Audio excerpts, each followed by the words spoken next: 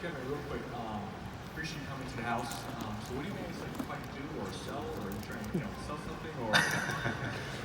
Actually, Uncle Rocky, we're not selling anything. All we're talking today about is financial education. Okay, so why did we come out with this book? You know, actually, the U.S. is in a very sensitive place right now where the gap between the wealthy and the poor is really starting to widen.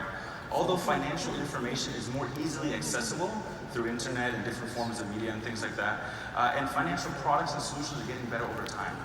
But the U.S. economy and the consumer is still struggling more than ever. And we believe it's from a lack of education and a lack of awareness first. So we came out with this book to really spread and share some awareness.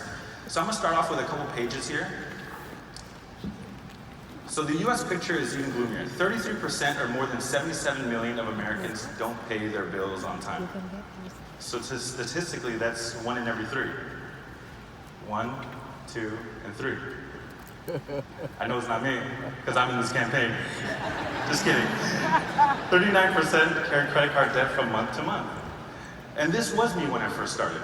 Only 59% of adults say they have any savings at all. Worse, more than half now think it's acceptable to just default on their mortgage if they can't afford to pay it. See, most of us don't wait to become a statistic to know that we're in trouble. These problems happen all around us. They happen to our family and our friends' families too.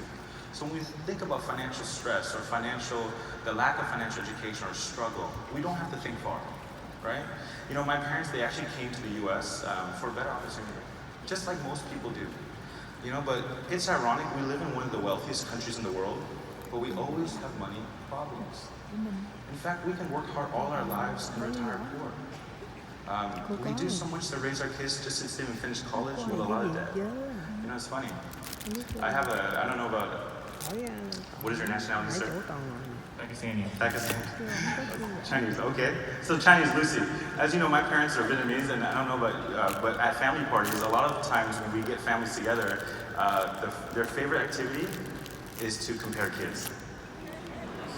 You guys, you get that, Julian? Okay, same with us. So every family has one of these. I was not a bad student, but I was not a great student. I was a straight B student, very consistent. But I have one cousin. Oh, her mom says, don't stay out late. Go home, do homework right away. So guess what she do? Don't stay out late, go do homework right away. Don't have boyfriend, focus on school. So guess what?